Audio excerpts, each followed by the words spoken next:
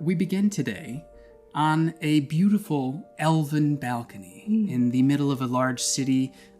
We have beautiful crisp air flowing through, birds chirping, plants growing next to you, vines kind of up the walls. You've got a beautiful view of all of the downtown large city. You've got some breakfast sitting on a small table, and you're sitting there across from some tea, maybe reflecting on your core tenets of peace and innocence and patience and wisdom. Carrie Wogaman, would you please introduce your character? I would love to. Today I will be playing as Ola Del Tanu, spelled like Del Tanu. Ola is an Aasimar. She is of celestial heritage, and she has beautiful light pink skin, huge blonde hair, loves to dress in pink as much as possible, and she is like otherworldly beautiful by celestial standards, but just always seems to be like radiating light and warmth. That's beautiful. And a paladin of the Order of Suni, is that correct? Yes. The goddess of beauty and passion. Yes. Similarly radiating in a beautiful kind of fiery red hair. She's what keeps the fire lit. How do you feel about your relationship with your god? I'm still navigating what that looks like for me. I'm a little bit newer to the Order of Suni. I came from a background that was very different, very centered around violence and justice, and have been on an amazing journey of finding the strength in beauty and in passion and in love that can sometimes be even stronger than the violence of weapons and war. Still trying to figure out the balance of those core tenets, but trying my absolute best. Can you describe to me maybe where we are? What does your balcony look like? When we moved into the space, me and my partner Imogen, it is this beautiful organic space, this very like whimsical elven architecture. But I came from a background that was very structured and stone, and in trying to assimilate to the Order of Suni, I'm getting used to the vibes, but every once in a while you'll come across something that seems a little bit out of place. There'll be a beautiful velvet couch with like a shield as a coffee table, or like a small dagger being used as a kitchen knife. Incredible. Because it's not a dagger anymore. Sitting next to a loaf of bread. Yeah, but she's definitely very committed to violence being a last resort, but like that was an expensive dagger, you know? Yeah. A last resort, but definitely not inaccessible. No. Violence, very much an option. Yeah. I feel that. She was raised to be a warrior.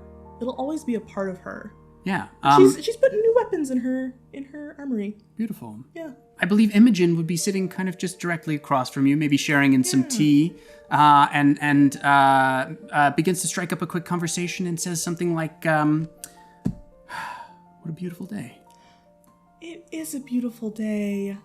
It's really, I mean, every day is it's beautiful in its own way. But this kind of day is my favorite. This is my kind of beautiful day. Where it's just sunny and bright and warm. You hear the pitter-patter of some footsteps, of a small... Now, describe to me what this looks like, because what you've told me before was that this is a small direwolf puppy. Yes. This is Bruiser. He's a little direwolf pup. He is a celestial direwolf. He is also pink. Much brighter pink, almost fluorescent, really. Yes.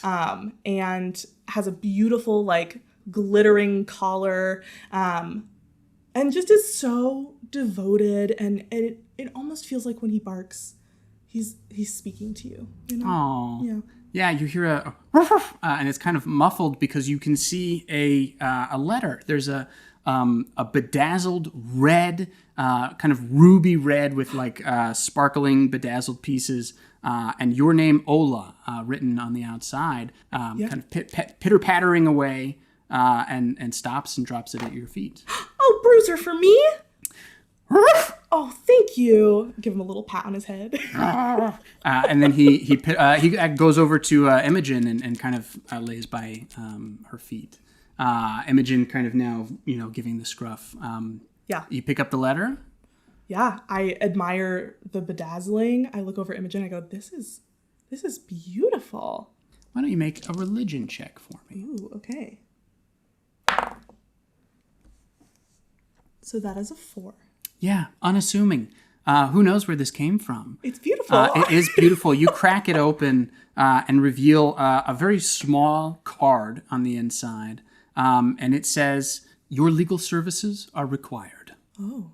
This request is sent on behalf of Colette. Oh. Please place on the floor. Okay. I read it out loud to Imogen, and my eyes kind of get bigger as I go, and when I see the name Colette, I go,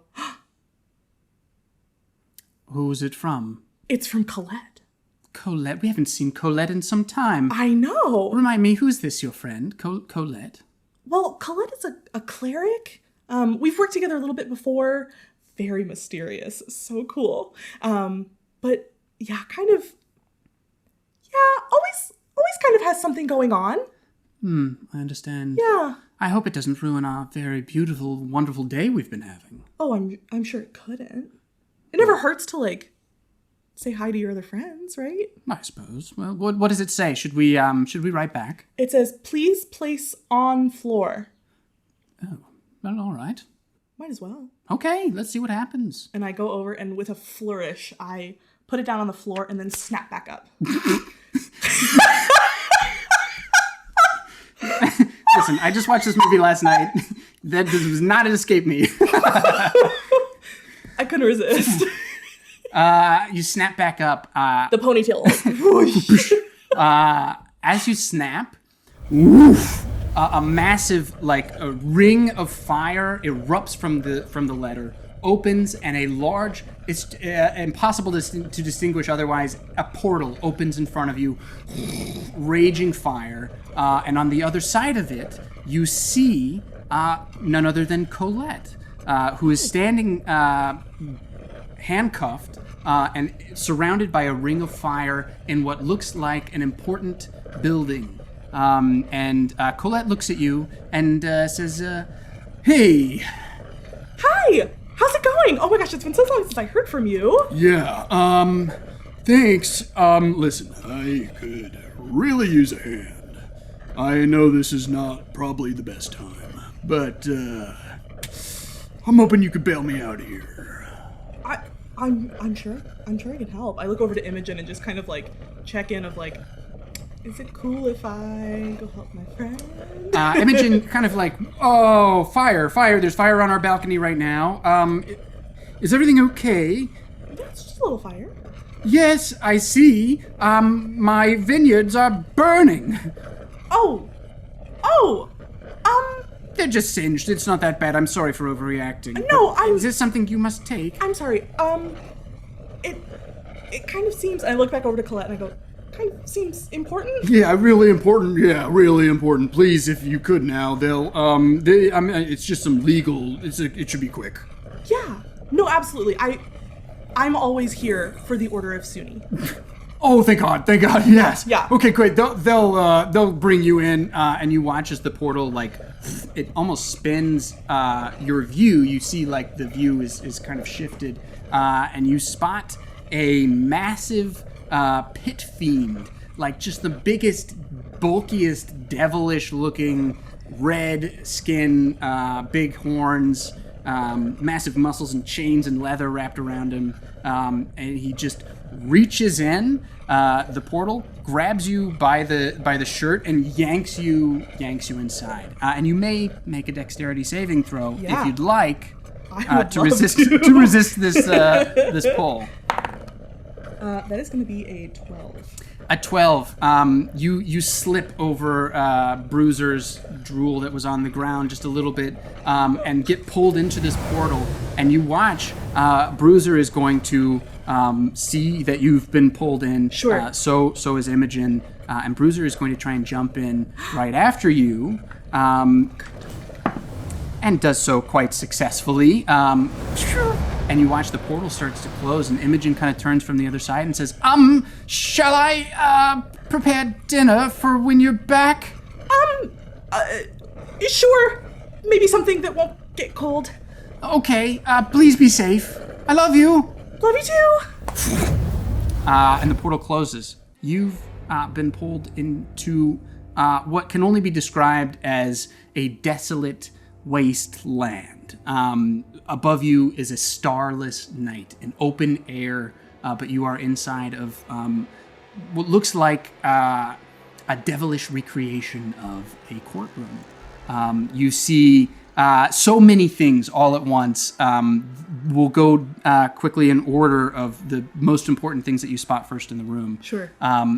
First is the judge sitting up at the judge's stand, sitting behind a massive throne with a large, it's like a giant war hammer for a gavel, and he's just kind of holding it over his shoulder there.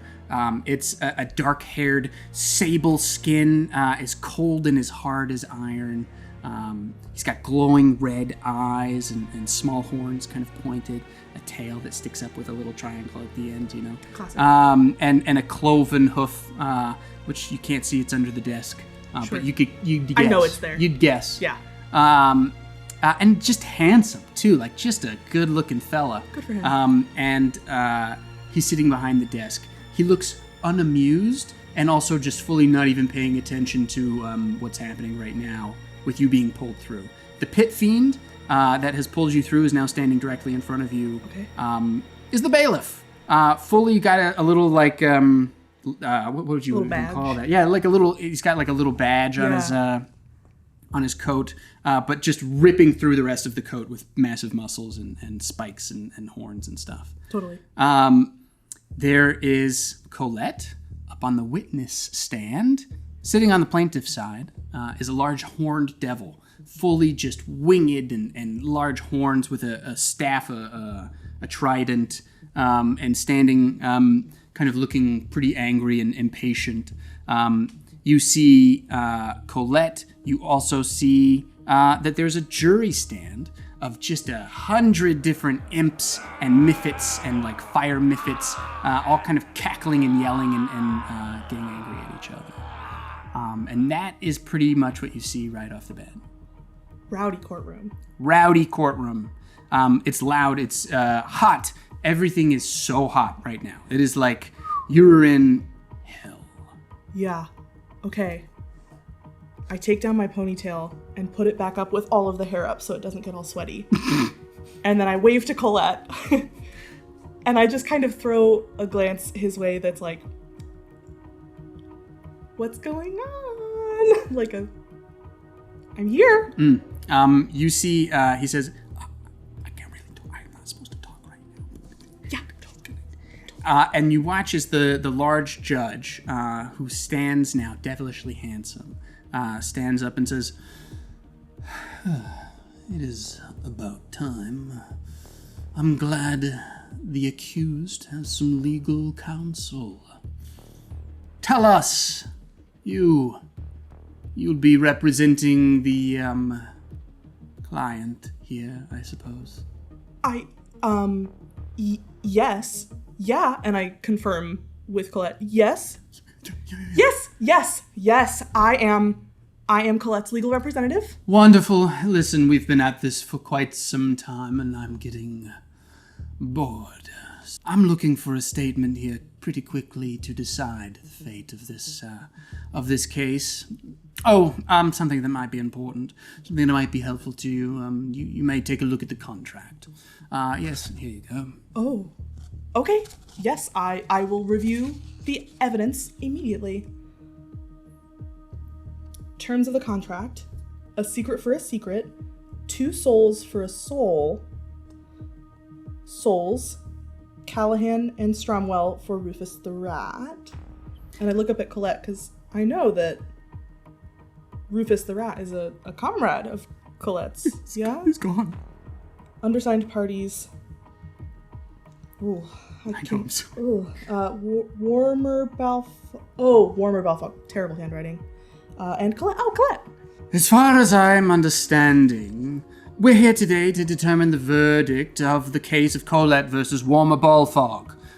You see he references to this larger horned devil. He references to this larger horned devil as Warmer Balfog. Sure. And he says, Warmer has claimed that while some of the stipulations of this contract have been fulfilled, they were not fulfilled in the way that they should have been.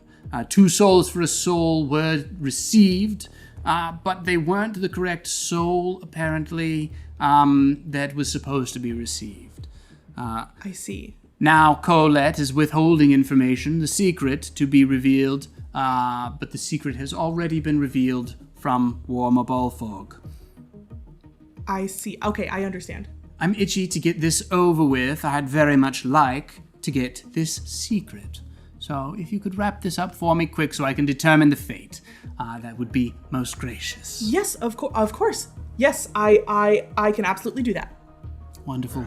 Yes, please let the questioning commence. Now, if he says, calm down there, jury, I'd like to hear a little bit of what's going on before I make my verdict. Yes. Awesome. Thank you so much. And may I say, looking great up there. This is doing wonders for your skin, this steam.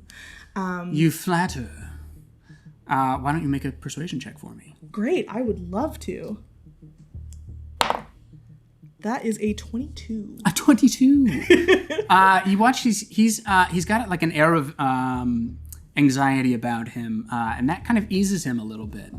What you're looking at is for sure an archdevil. Like this guy is like size, quality, the strongest in the room for sure, and by and large like the most powerful person that you've come across in quite some time. Cool. So your air of like respect and complimenteriness is I think working a little bit here. And I mean it to your advantage, and you mean it, and we see that you mean it with a 22 persuasion check. He settles a bit, and he says, "Yes, you may begin your questioning. Please be concise. I am eager to be through with this." Of course. Okay, Colette. Good to see you. Yeah, good to see you. Are you okay? How are you? I'm great. Once we figure this all out, I'll be even better. Yeah. Yeah.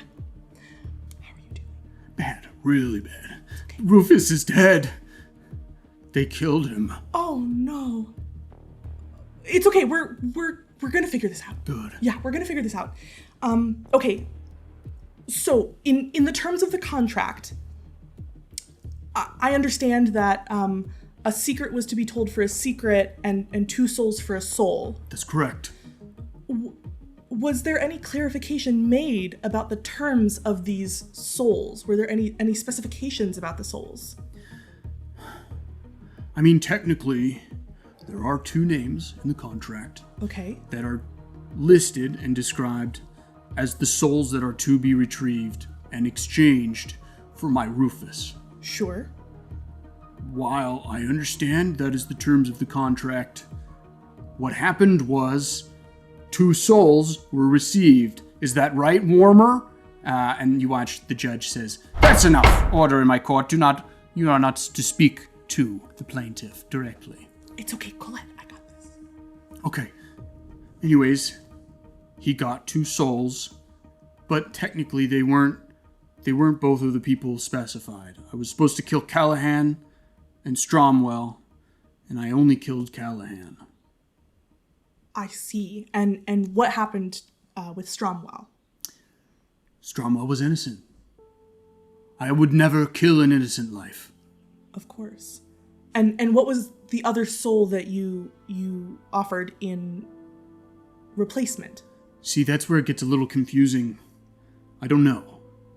There were 2 souls received, but I did only kill Callahan. I see. And to your knowledge, was there any reason that Callahan's soul might have anything else attached to it? I mean, To be honest, it was kind of when I killed him. Sure. He was erratic. He was giving really weird vibes and was very, very violent and angry. But then there was like a part of him that was trying to stop it all. He fought almost himself before he fought me. Okay, and the receipt of these souls was confirmed by Warner Balfog to you? Warmer did confirm the receipt of the souls, but he pointed out that they were only coming from one person, and one of them was received, but wasn't from Stromwell. And I'd like to argue that, 2 souls is 2 souls, and I want my rat back. Okay, I understand. And just to confirm, the secret promised, you still have possession of that secret.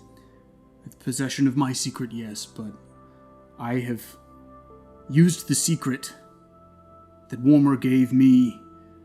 It was the knowledge of who killed my Rufus. It was in the dark place when they killed him. I needed to find answers, and so I called on the only people I know who could possibly have any idea. And that's how I met Warmer. I see. And are you able to share with us now who that individual was who killed Rufus? It was Callahan, and he says it was also Stromwell. That is the secret that was shared with me. I see. So the terms of the contract are linked throughout. They were necessary. They were necessary for me to know who to take revenge on. I know revenge is not great, but I needed answers, and I need my Rufus back. I understand. It's a bond that can never be broken. No further questions for the witness at this time, Your Honor. He nods. He says, yes, indeed. We have other witnesses you may call to the stand. Otherwise, if you're ready to make your statement, let's get on with it. I would like to call Warmer Balfog to the stand. Oh, yes, incredible. Okay, sure, Warmer, go on then.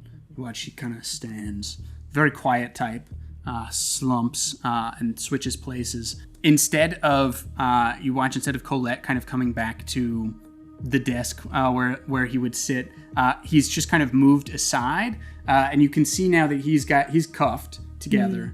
He's also surrounded by like what is just a ring of fire, like a kind of a witness stand is kind of surrounded by wood and stuff. It's that, but just also flames. Is moved off to the side, and Warmer kind of steps up next to the judge's desk. This is a very like kind of nonchalant. He's kind of leaning with one arm on the side, and he says, "What? Nice to meet you, Mr. Balfog." Yes. I'm just looking for some clarity on the receipt of the 2 souls. Now, 2 souls were received from Callahan, is that correct? Yes. Now, are both of these souls Callahan? No, it's hard to tell, really. They both seem like him. But I asked for Stromwell, and Callahan. And I only got a Callahan and some other weird one. I see. And do you still have the weird one in your possession? Well, yeah, he's with me. Okay. Now, I see in the contract, we are looking for 2 souls, and there are 2 names listed. Now, as you said here yourself, both of these souls came from Callahan. So I wonder if that doesn't satisfy the terms of the contract as written. But I really wanted the Stromwell one. I understand. I want both of them, and if he wants to get a soul back from here, he's gonna need to provide an extra soul. You know what? I think he needs to give me his soul if he wants such an even exchange. Well, let's stick to the terms of the contract for now. And now you're also seeking receipt of the secret, is that correct? Yeah, I haven't gotten my secret yet. I'm dying to know who this motherfucker is. I want to see his face. I want his true name. And I look over at Colette, and I just kind of like... He's like, no, I can't chunk of it. Okay. I'd like to call Callahan's souls to the stand. The judge kind of sits up in his chair a little and he goes, "Oh, that's interesting. Yes, indeed, of course. Something that we could cater to, actually, since we're here." And you watch as he goes, and the the corpse of Callahan appears, and you watch as he kind of does some hefty magic, but with the most subtlest of hand movements, somatic components, and you watch as a spirit and soul is lifted from Callahan's body and almost like rises so that you may speak with the dead. And he says, "You have 3 questions."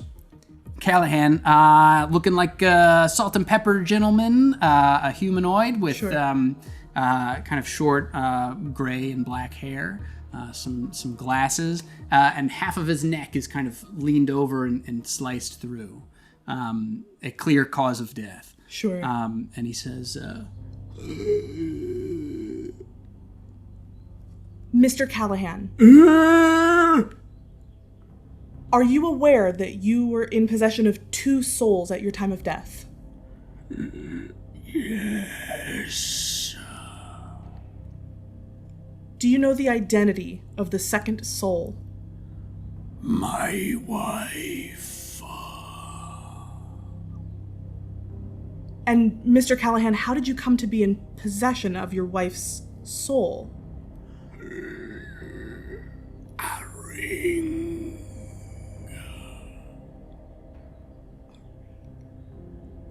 Thank you, Mr. Callahan. Sucked back into his body, and you watch as the judge kind of like does a bit of telekinesis to move the body and just tosses it out of the, like we're in a big kind of tall room here, but there's no ceiling, up and over the walls and then down. And you don't hear, I think this is the first detail that you notice too, is that you don't hear it hit the ground. Sure.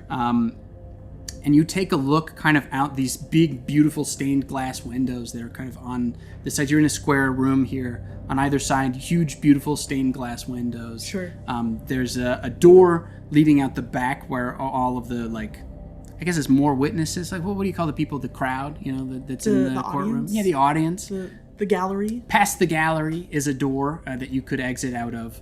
But behind where the judge is sitting, big flat wall, and then a bunch of windows on the sides. Okay. And he gets tossed up and over the wall. It's like a set, like a courtroom set. Courtroom set, almost, yeah. But you don't hear it hit the ground on the other side. Okay. So you get the sense maybe you're up in the air, quite high in the sky. Okay. Mr. Balfog, it appears that we have identified the second soul as Mrs. Callahan. Now, do you know Mrs. Callahan personally? No, I don't. I just was fond of their souls. But you're telling me... I see. You're telling me one of their souls, it is the true one? Yes. And how can you prove this? Because I know there's Stromwell still roaming around out there. Well, of course, I would never question our honorable judge here calling a witness to the stand. I see. When we call Callahan to the stand. Calling me a liar, then? No. Just establishing confirmation, as per your honor, that was indeed Mr. Callahan. And Stromwell. Both in the same body, you say? It appears so. That's wild. It also confuses me, and I don't like it. I see. So Callahan and Stromwell are husband and wife. Well, they were, but they were in 2 separate bodies when we drew up this contract. I expected 2 bodies. Instead, I got 1 body and 2 souls. I think I've heard enough, if I'm honest. I understand. You've made a wonderful case. And in proving that these 2 souls do, in fact, match the 2 names given on the contract, I'd say you won your case. Now all that's left is for Colette to deliver the secret, of course, the secret identity or true name, and you may be on your way. Now, I should warn you, what happens afterwards is, we are in hell. So I shan't say you'd be safe in leaving. But I'd say you have a good 30 seconds of a head start. A very kind head start. Thank you. And I look over at Colette and I go, Colette's... It seems that the terms of the contract have in fact been satisfied aside from the delivery of one secret. Now, would it be allowed by the court that secret is delivered privately only to Mr. Balfog? I suppose I've got better things to do anyways. And it's not often you get me out of my home to spend time in this god-awful courtroom. And you watch as the judge stands, beautifully, 20 feet tall, and strolls out the back doors, just fully, through the courtroom. And he says, don't be so long. I'm eager to get that secret. Poof! Busts through the doors and sneaks away. Amazing. I dart over to Colette and I go, okay, you just need to tell him the secret and you're off the hook. Still handcuffed and with fire kind of surrounding you. Watch the fire goes, falls, but still cuffed. And the jury is now going wild now that the verdict has been made. And Warmer Balfog is a little still upset that it came out this way. He was hoping for an extra third soul, almost arguing for an extra third soul. Sure. Is going to step forward and says, You better give me what I deserve. and Colette, I think, goes over and whispers, do you give them a moment, or are you trying Yes, to be of there course. also? No, it's not for me to know. No problem. Yeah. You watch Colette whispers into Warmer's ear holes under the horns. You know, however devils work. Sure. And comes up to you. The jury now going mad wild. And you watch one of them takes a small fireball, throws it at one of you, trying to start just kind of instigating some stuff. Sure. So I need you to real quickly. What is your AC? A 16. Okay, it does hit. A small little firebolt, and smacks down at the floor, kind of causing a quick 5 points of fire damage at your feet. Get out now, or we'll come after you. And Warmer says, Yes, I think I'd like a new soul now. And 30 seconds is more than generous. Mr. Balfog, I am going to find out what's going on with Stromwell's body. And I promise I will deliver that information to you. Well, perhaps you might, if you can get out of here first. I look at Colette and I go, I think it's time to run now. Yeah, we should go. We gotta go. Yeah. you guys dart through kind of the audience there and through the doors, and you're met with a labyrinth of halls and hallways and doors and alleyways. It is you are finding yourself in what is the Iron Fortress of the second layer of hell. It is a massive city tower, a huge iron structure. It is boiling hot as you're running through here.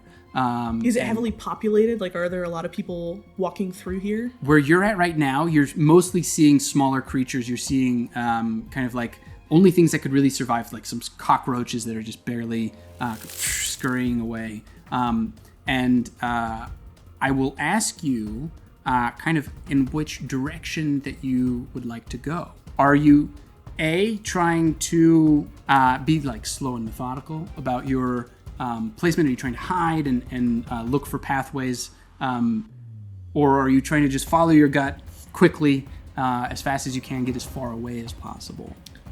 I think I'm trying to use what I would intuit without it being just like a snap decision.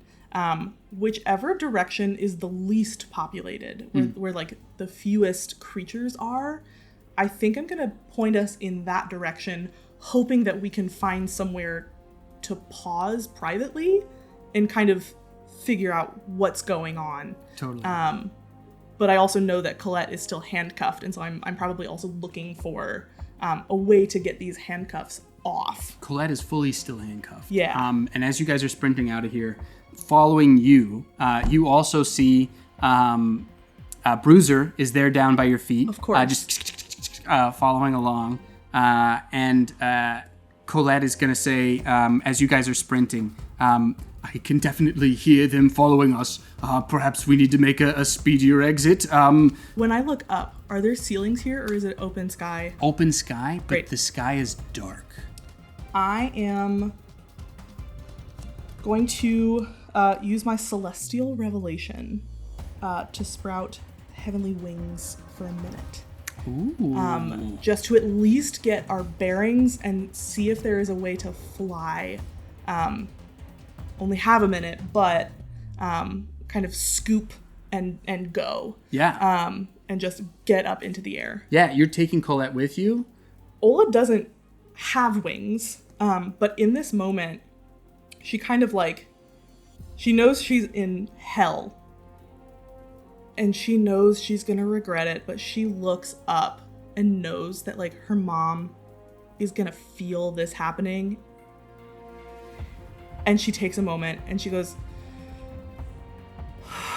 and in that exhale, these enormous feathered wings that almost look gold, like metallic shimmering feathers, just explode from her back. And she doesn't even take a moment to like tell Colette that she's about to pick him up. She just grabs and goes. And you kind of see that under all the pink, there are like rippling muscles. Like she is jacked. Yes. And these wings are just impressive. And she is using them as hard as she can to get up and just fly in a direction that looks the least menacing. Like So towards an edge. Yeah, this is perfect. Yeah. So you kind of up through what is this labyrinth that you've been trying to kind of navigate, and you can see it's tight, dense. I'm going to have you make one dexterity saving throw to try and avoid the walls as you're going up with everybody. Oh no. Hey everybody, today's episode is sponsored by Trinkets. Trinkets! Shiny trinkets. Shiny trinkets. Many trinkets. Shiny trinkets. Little trinkets. Shiny trinkets. Like dice trinkets. Shiny. Anyway, back to the show. Oh no.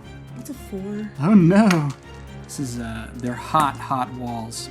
You take 7 more points of fire damage.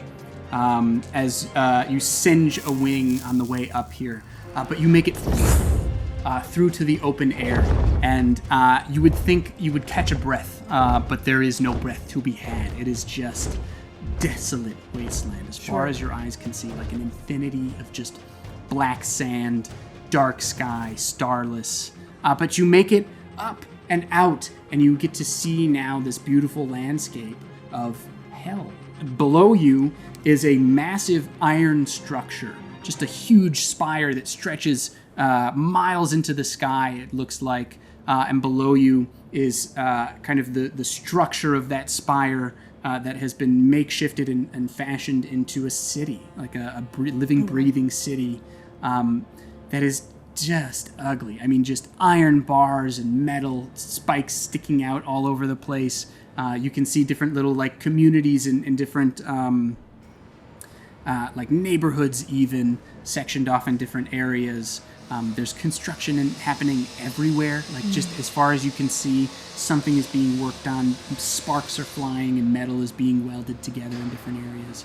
It's loud, it's dirty, it's messy, but it is, from your vantage point now, kind of your oyster. You've got kind of direction to go just about anywhere in this city. Sure. As you're up in the sky with both Bruiser and Colette. Colette kind of in the sky here is going to say, Oh my god, I've never seen it from this vantage point before. It's clearly a work in progress. Yeah, this is pretty ugly stuff. Listen, Rufus is here somewhere. And before we go, I want to find him. We gotta get his soul back. Of course. Do you have any idea where they could be keeping him? I mean, Warmer said he had an idea, but I don't really care to go talk to him again.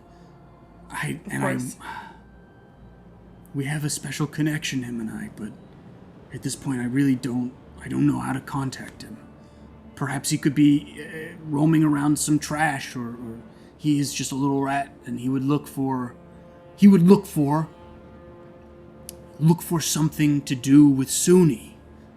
You know, our god. He would know to go towards something religious. Okay. Do we see anything here in hell that even remotely resembles a woman with fiery hair? that would be a nice perception check. Great. Ooh, that's a 19. A 19, not bad at all. You spot a couple of things. Okay. You see there is a steaming pile of garbage area, like just a full-on like landfill type area where it would be a safe landing away from everything. Okay. That's the first thing that you see, a safe place to go get on the floor and maybe lay low for a minute. Yeah. You also see there's an area that has a building that is just much too clean. Way different than everything that's around it, and way nicer. And there's a little courtyard. It's like very small. You're miles high in the sky right now, so you're just kind of barely spotting these details. But like a small kind of like inlaid courtyard, open area. Maybe there's something inside that you could get to, and it seems nice. It seems like cleaner than anywhere else here. Sure. Be the cleanest option. And then finally, there's like just more labyrinth of street corners and alleyways down on another kind of section. Yeah. And you have 60 seconds to fall about 2 miles from the sky. So I feel like this is a bit of a dive bomb, make a choice kind of a situation. I'm gonna note the location of like the clean area, but I'm gonna head towards that trash. I think as all of this is happening, she has just shot directly up and like takes a quick look around, has this little conversation with Colette, and then just folds the wings and lets herself go until she absolutely has to catch herself just to land, knowing that that's going to be the fastest way to get down. Hell yeah. Like gravity do it instead of... You're kind of like spiraling down. You watch as you see from behind where you kind of leapt up, a bit further back, a few flying mythids take to the sky, and they're coming after you. There's 3 of them, and they're each going to try and take a dive bomb attack at you as you're falling through the sky. Sure. They're much slower, not quite able to keep up, but they are going to quickly try and make this attack. Yeah, one of them is going to quickly take an attack, flies right by you, fully misses. But their sharp, it's almost like their sharp nose is what they were trying to like stab you with. Sure. And shooting down. It's your turn. You've got 2 more that are kind of like coming at you from either angle. Yeah, I am going to really quickly... I'd also say too, you've got both of your partners here in your arms. Yeah. So anything you do is going to have to be either verbal or like you'll have to let go of someone. Okay, I am going to cast Warding Bond on Colette. Incredible. It says you touch another creature that is willing and create a mystic connection between you and the target until the spell ends. While the target is within 60 feet of you, it gains a +1 bonus to AC and saving throws, and it has resistance to all damage. Oh! Also, each time it takes damage, you take the same amount of damage. A beautiful moment as you're falling through the sky. A glowing radiance of beautiful energy as the 2 of you are warded together now. And 2 more methods are going to take attacks, drilling in at you. The first Another whiff. The second coming at you with just barely clipping. Remind me what your AC is again? 16. Okay, with a 17. That's very lucky. Coming at you, dealing, what is 9 points of piercing damage. Their nose kind of coming in, catching you on your ribs as you're falling and protecting each other. Aimed at you, but not Colette. You're kind of protecting, I would say, within your those wings almost. wrapped Yeah. around. But they can't keep up as you keep falling through the sky. 2 of them now gone after missing their attacks on you. Only 1 left remain as you're still falling through the sky. What do you do? I'm still going for that spot, and I think I might just like let the wings flap to try to push just a little harder to try to get there before they can hit us in the sky again. Yeah. And I'm taking everything that I have to just move as much as possible. Sick. Yeah. We're gonna say this last Miffid is going to make one more attack on you with disadvantage. Okay. Because you're moving so quickly now through the sky, pushing your way through. And yeah, he goes. It's almost like when a bullet is shot underwater, he just goes, kind of off course. Totally. The wind kind of takes it, and you've escaped the Miffids. You're still falling very quickly. And you find that this pile of garbage is now growing bigger and bigger and bigger, and you're seeing it is within. It is not like its own thing. It is just a massive pile of garbage that has overtaken several alleys and street corners. So there's buildings now that are just submerged in trash. And as you go down the pile of trash, you can start seeing the buildings and rooms and houses and things. It's like Trashlantis. Trashlantis. It is Trashlantis. The lost city of Trashlantis. Who knows what's under this pile of trash? And just like, it's also pretty grotesque. I mean, we're looking, as you're getting closer to, very quickly, it is red trash, maybe bloody trash, maybe body parts, maybe like, could be any number of things. It looks like everything, as you're kind of looking back also, you're seeing this massive tower that stretches so far into the sky. Any trash, any body, anything that could have been thrown down has landed often in this pile here. Yeah. I am just gonna throw my wings wide, like a hang glider almost, to try to like suddenly throw open the parachute. And I'm just gonna go for like the tallest point. And hope that it's solid. Assume that it's maybe a roof covered in trash, and just do like a roll landing to try to keep everyone together on this massive pile. With the worry that people might slip in different directions if I'm not holding on to them very tightly. 100%. Yeah. You hit the top here. I'm gonna have you make a dexterity saving throw. Yeah. Historically great. So far, really good. For Ola. That's going to be another 4. A 4, you hit the top, but you hit at just the right angle that you've now created a landslide. Trash, body parts, viscera is falling in a large landslide. As you slide in between, I'm going to have you make one more dexterity saving throw. As you're like sliding now in a little like water slide of sorts of trash. Sure. And there are buildings to dodge as you're about to make the slide in between the alleyway of the building. Yeah. This is exactly what Fleetwood Mac was writing about, I think. Oh, okay, that's a 17. A 17.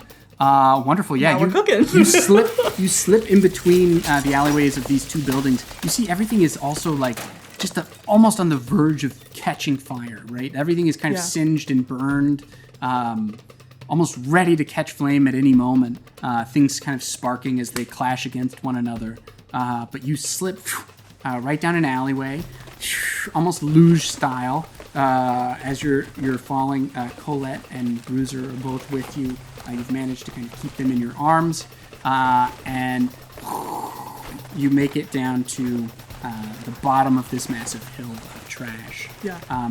You do take just 2 points of bludgeoning damage from your fall, but you rested now kind of in this like gross bottom of the hill area in like just tall, maybe like 3-4 story tall buildings. You're kind of in a crossroads here.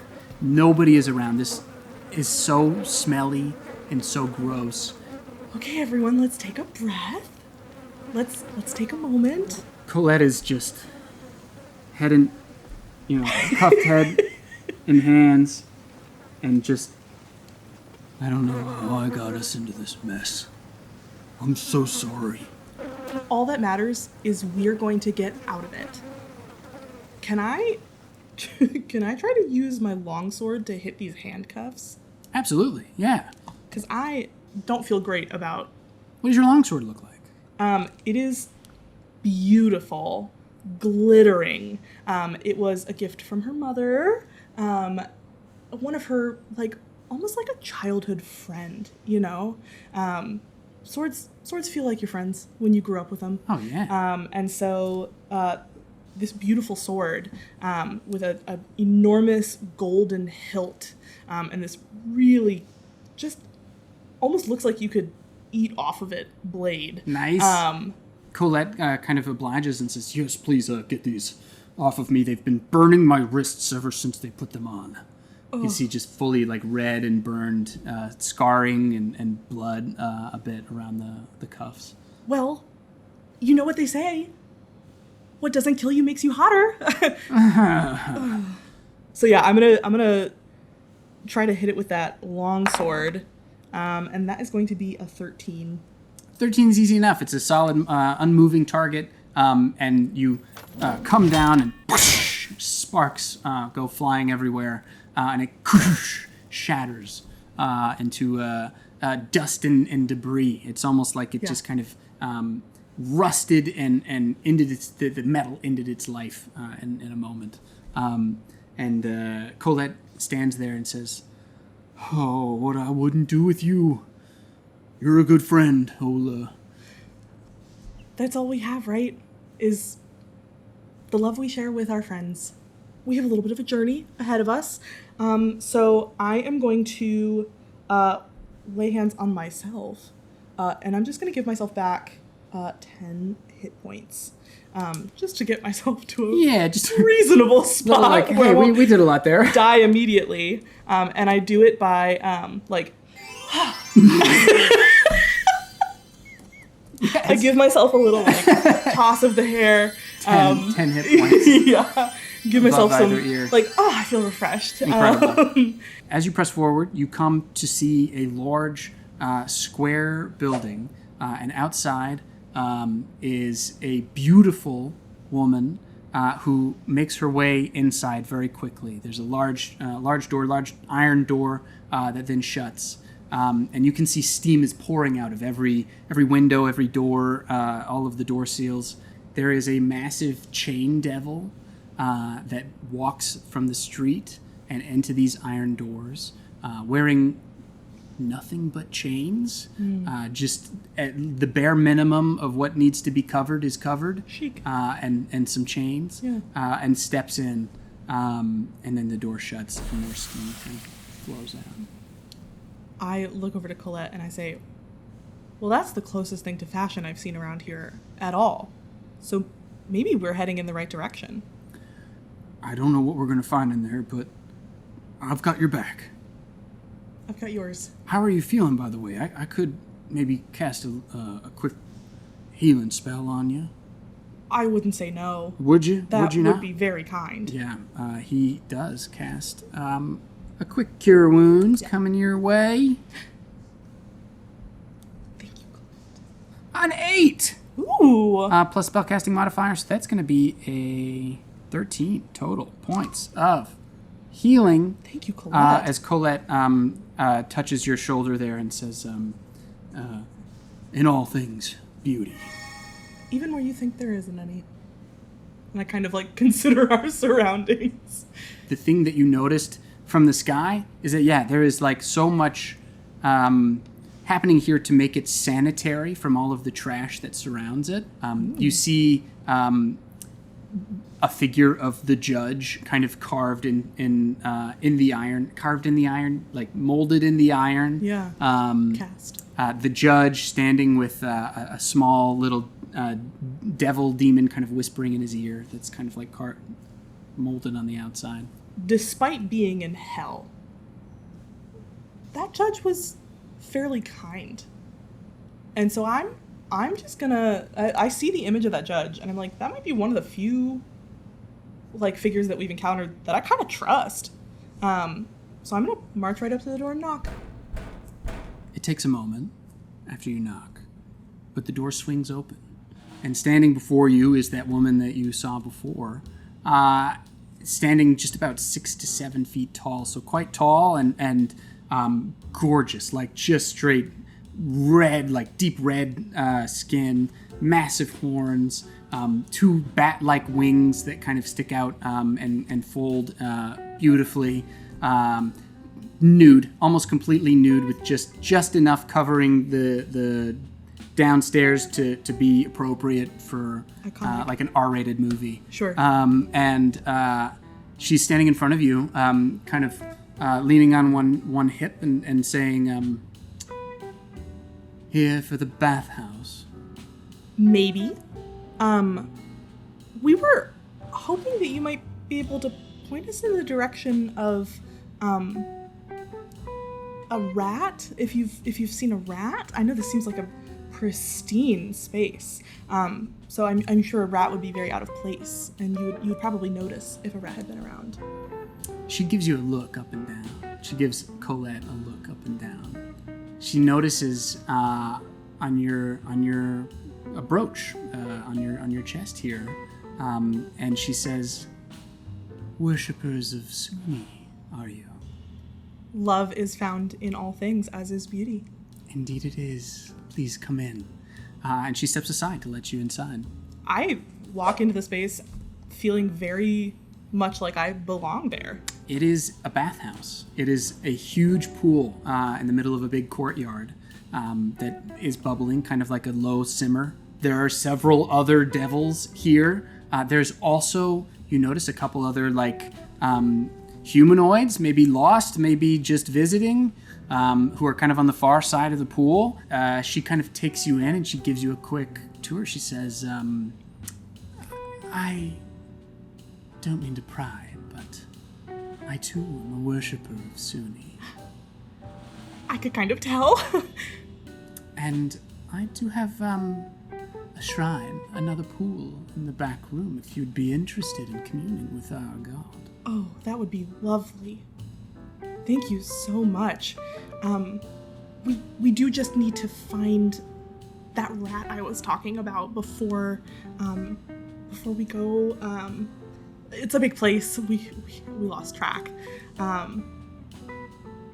But yes, very much so. I would love to do that. You haven't seen a rat anywhere? As a matter of fact, I've seen a rat. And perhaps this secret I hold could be exchanged for another. Oh. I kind of look at Colette like... I'm not giving my name. I can't give my name again. I know. I've already given it to so many people. I'm trying to think of a secret. I'm such an open book. Yes. I can trade a secret to you. Indeed. My secret is that while I try very hard to find the beauty in everything, sometimes I can't. Doubting of your faith. I don't doubt Suni. But sometimes I wonder if maybe beauty doesn't mean anything unless it can be gone. Do you think here, down here, there is an absence of beauty? Do you think the sinful ways we live here is opposite of that in which Suni finds appreciable? No. I think beauty is different for everyone. But I think that if everyone finds something different beautiful, then there must be some things that no one finds beautiful. A worthy secret. I imagine it is your friend Rufus the Rat. That's the one. Has made quite a name for himself here in the bathhouse. Please follow me. Thank you. She takes you back into a separate room, a smaller pool, kind of a jacuzzi, bigger than a jacuzzi situation, also bubbling with water. And you see two gargoyles, two stone gargoyles, two iron gargoyles, who have Rufus in either hand, kind of holding him up against a wall. But it's like Rufus's soul, right? So it's almost trapped down here, and they're kind of pinning it against a wall, and they turn their head. The woman closes the door behind you, or on the inside, with you and Colette and Bruiser. And she says, "Now please tell me you'll be removing this pest from my domain." Yes. As quickly as we possibly can. Good. I shall grant you permission to use my shrine to exit this layer of hell, and I suggest you do not stay any longer than that. Thank you. You've been very kind, and you are so beautiful. And I know that this place is not absent beauty because you are in it. Indeed. And sometimes beauty can look very different to different people. That is true. Now I'll step outside while you commune with Suni, and I will grant you some time. Thank you. She exits. The pool, I should maybe describe it a little better there. It is a jacuzzi, but you see that there is the face of Suni. There's just this beautiful, like, long red hair, kind of encircling like a lion's mane almost. And it's almost a sigil, a seal kind of engraved in some stone at the head of this pool. Why don't you make a religion check for me? With advantage. Thank goodness. Okay, that's an 8. An 8 total. You're like, I don't know, maybe I gotta get in the water. And that's all you got. Yeah. You've not interacted with shrines like this before. I am gonna kind of like look at Colette like, oh, really? And I'm gonna start to like take off like the chainmail and the like stuff that I've got on, and just kind of dip myself in. Also very grateful to have an opportunity to wash the grime off. And so I'm just gonna like kind of dunk myself under and start like scrubbing a little bit. Yeah. Colette's kind of frozen, as you're doing this too, Colette's kind of frozen in this this fear of watching Rufus being trapped against a wall here, but sees that you're doing something, you're asking almost for divine intervention. You step and you get into the water, and as you do, you're swept with a wave of first it is 11 points of fire damage. Ooh. As the water is so burning hot, but you are suddenly transported, just fully immersed in this water, and you feel love and beauty just radiating from you. Finally. The heat is less oppressive, and you're in front of what feels like Suni, your god Suni. Amazing. Suni, I need a lot of help. In a lot of different ways. But in this moment, I need help protecting my friends and getting us out of here safely. And I know you probably heard what I said. And I also eventually will maybe need some guidance on that. And I'm trying very hard to see Colette's actions as innocent. Because I know that he was just trying to save Rufus. And so I would love a hand in getting out of here. The light grows brighter and brighter. And you feel yourself almost rising to the surface of this water as there's no word spoken, but as you're pulled up and out of this water, almost back to where you're standing, kind of on the steps that you stepped down to get into it, and you see that the water is bubbling more, until suddenly it's flowing over, and it begins to shine so brightly into what looks like a bit of like a similar to what you saw when you first got out here, like just this opening of a doorway. And Colette says, What, did you speak with her? Well, I spoke to her, and I think she heard me. okay, I still need to get Rufus. They won't put him down. I've been yelling at them to put them down. I think maybe we need to ask the mistress of the bathhouse if maybe it can be time for us to leave. Yes, okay, yes. I'll go now. Bangs on the door. And the mistress kind of opens the door and she says, it was rather quick. But unfortunately, I've been met with another secret. A friend of mine, Warmer, has been inquiring about somebody who might be seeking an exit. And so I've let him know that I've got you here in a room that you might discuss the possibility of that exit. And she swings the door open a bit wider, and you see, this large horned devil kind of step through, almost like barely able to fit through the doorway. And it's this like tight little cramped like room, and you've got this massive devil, you and Colette and Rufus and Bruiser, and then there's this open portal. Rufus is still kind of pressed up against the wall by these two gargoyles, and the big devil is Warmer is standing there, and he looks. He says, "I've come for that third soul." I am going to channel divinity and use Emissary of Peace, which means for the next 10 minutes, I have another little boost to my charisma. Incredible. Yes. You're, first of all, coming from this water, you've been cleansed of all of that dirt, all of that grossness that you've covered yourself with. You are just shining beauty. You are just like emanating etherealness and beauty. I think at this moment, what I'm really trying to find is like a connection to Warmer. Like I'm trying to find something that we have in common.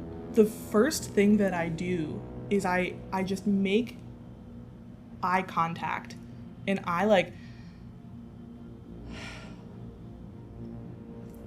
and I'm like visibly breathing, just very slowly and calmly, just trying to like almost get his breathing on the same pattern as mine, because I can tell that like there's gonna be a way out of this.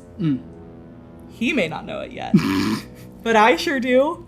So as you're breathing kind of almost, why don't we make a persuasion roll? Yeah. See if you can kind of get him to follow your breath.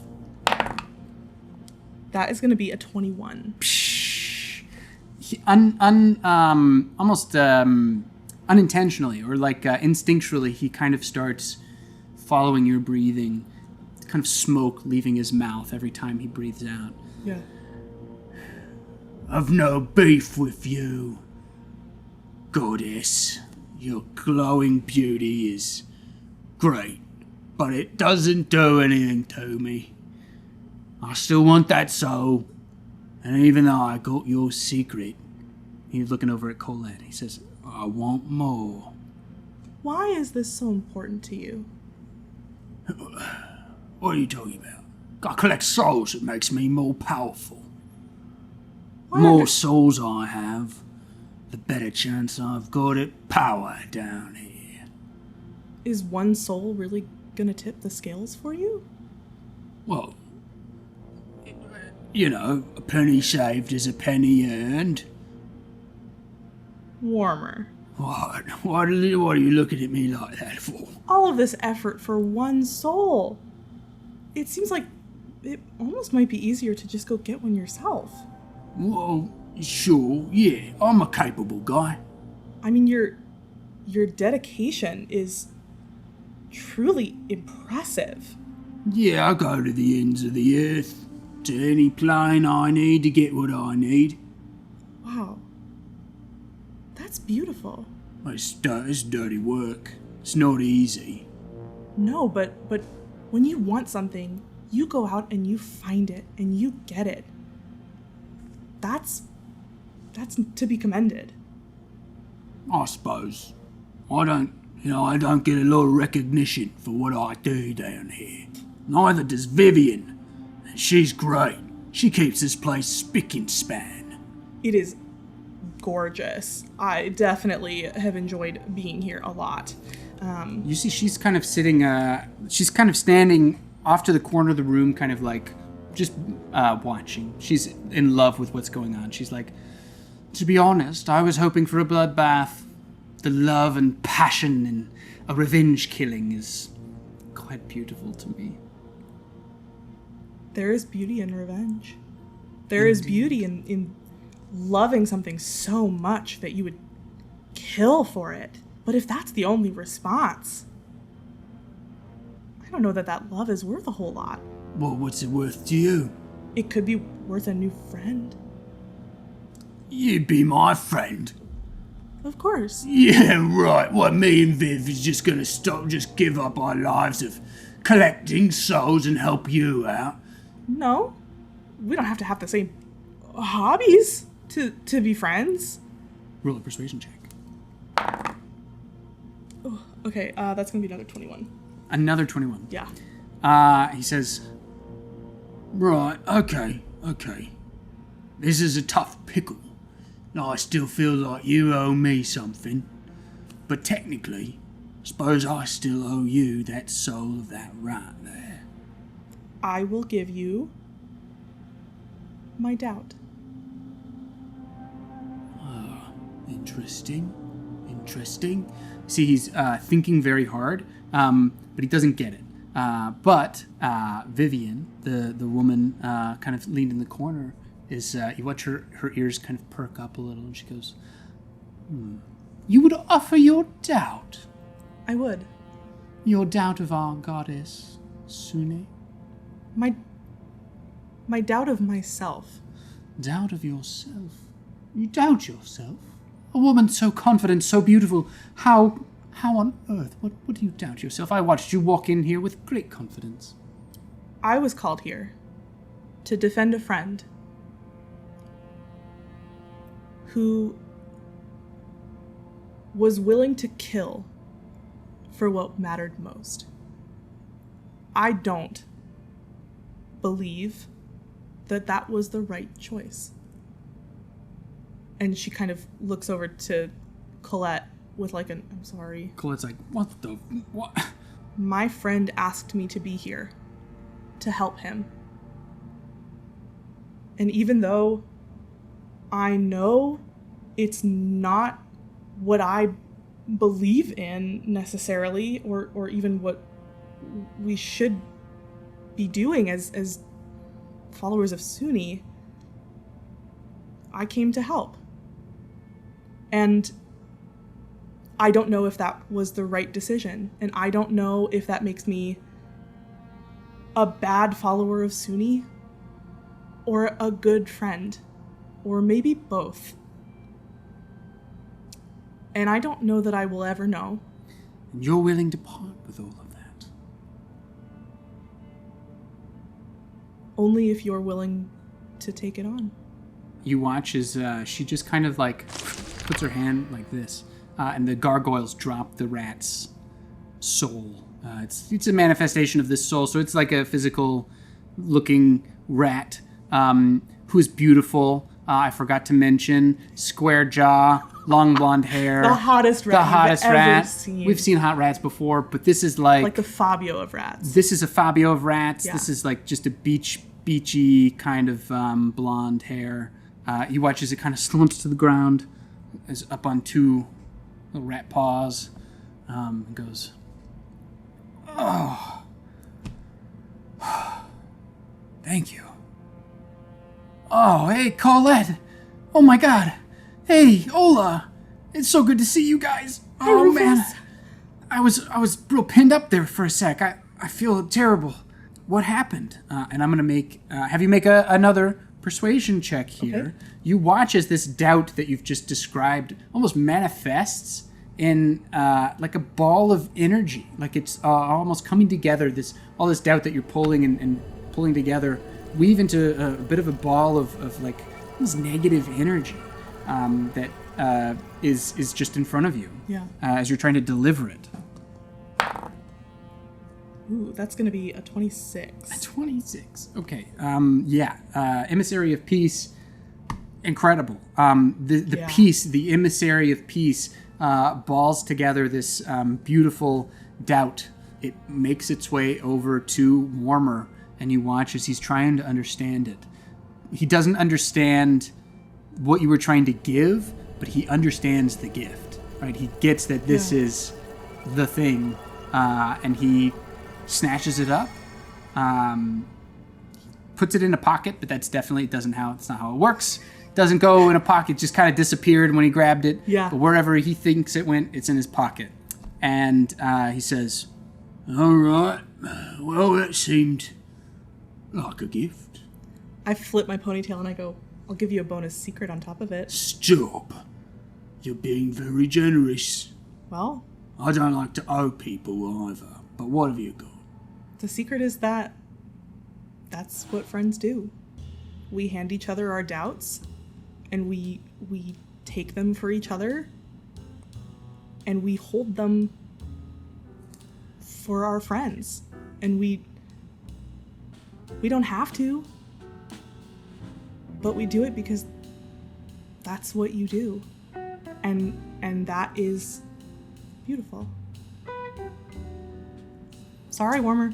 We're friends now. I've not had many friends before. But I think I'll like having a couple of friends up on the material plane. You can come to visit. We have a spare bedroom. You would love Imogen. Most people on the material plane don't know how to cater to a big-horned devil like me. Wow. And then you watch Vivian goes, but they do know how to... I don't know what you're about to say, but I'm stoked. She says, but they do know how to cater to a woman like myself. That is very true. And Vivian, you are always welcome. We don't have quite as beautiful of bathhouses there, but I would love to show you the city. I would love to show you the more dangerous sides of love and beauty that only exist in the 9 hells. Well, only if Imogen can tag along. With that, you also hear an echoing, a calling of your name. Ola, can you hear me? Yes? And it's Imogen's voice. And you can see almost in the reflection of the water, somebody staring into almost like a glassy kind of mirror. You see Imogen kind of going, hey, I'm over here. Come back to me. I know that I've called a lot of things beautiful today, but that is the most beautiful sight I've ever seen. Rufus the rat kind of scurries over towards Colette. The two devils that are now standing in this room with you, you watch Warmer kind of goes, It's been a pleasure. I did not expect the day to go like this. Me either. And to be honest, I'm glad to get to spend some more time with you all. Ultimately, so that when you die, your souls will still go to me and I'll be able to collect them. We'll be friends. Of course. You'll come to it eventually. That's what friends do. Yes, of course. But, I don't feel like I need to attack you. Well, I very much appreciate that. And Vivian in the corner says, yes, thank you for visiting my bathhouses. And please come back anytime. Thank you. And I go, come along, Bruiser. And I turn and I head towards the portal. Bruiser plops in, gone in an instant. as he jumps into the water. And then I think you and Colette, maybe hand in hand, take a step down into the water, and you feel yourselves almost melting into this hot water. It burns again, doesn't deal any damage this time, but instead you feel this wave, this rush of radiant energy wash over you. And you're on the other side, kind of stepping out a bit wet, and behind you is a kind of milky, watery... Milky? Why is it milky? It's watery, it's liquid, kind of like a portal that you've just stepped through. And on the other side, you can just kind of barely make out Warmer, Ball Fog, and Vivian on the other side. And Imogen is there and kind of embraces you immediately, and then just kind of takes a step back and is like, "Why are you wet? What is happening?" Oh, I took a bath. And I turn and I wave to Warmer and Vivian. They wave back, and you watch as all the water falls to the ground, splashes, rolls off. You're on your balcony again. All the water rolls off the balcony and splashes people down below, and just floods that part of your like apartment here. Sorry. But you're standing with Colette and Bruiser and Rufus and yourself and Imogen. Amazing. On your balcony, and we're back into this beautiful morning. There's still tea on the table. There's still like some breakfast going on. And Imogen is like grabbing some towels and things to kind of clean up the mess. She's going up to Colette and saying like, "Oh my God, I can't, it's been so long. Is everything okay? I can't believe you were in was that hell?" Yeah, it was. Got a great view of the city. How? Do you use your wings again? Maybe. But it was worth it. Yeah? It was Good. worth it. Okay, I'm just glad you're safe. Me too. I have a lot to talk to you about. Oh, well, perhaps we'll get you dry first, and you can tell me all about it. Yeah, that sounds nice. And Colette, maybe we can get you some better clothes. Most have seemed to burn off already. And then I think everybody kind of sits down to enjoy a brief respite as the morning ends into, now we're at noon. What is, talk to me about what Ola is up to right now. I think Ola kind of takes this opportunity to really embrace finding ugly parts and like pushing herself in that. She also starts wearing a smoky eye because she kind of loved it. Yeah, unintentional, but like, wow. Yeah. Discovery of the look. She's super into it, but she kind of embraces a little bit more of like the grime of things in this beautiful place. And I think she writes warmer letters. Maybe like tries to draw some pictures of like things that she sees, and she really takes time to sit with her own understanding of everything and eventually comes to the conclusion that it's not a lack of beauty that she sees, but that it is a different beauty that like someone will find. And if she just accepts that what she finds beautiful is not the end all be all, then truly there will be a way to find love in all of it. The sun shines a little brighter on this day as your goddess smiles down on you. A friend saved, a pet rescued, and justice served and defended in the place where you thought it could never be. And with that, we give a round of applause Hooray. to Carrie playing Ola Del Tanu.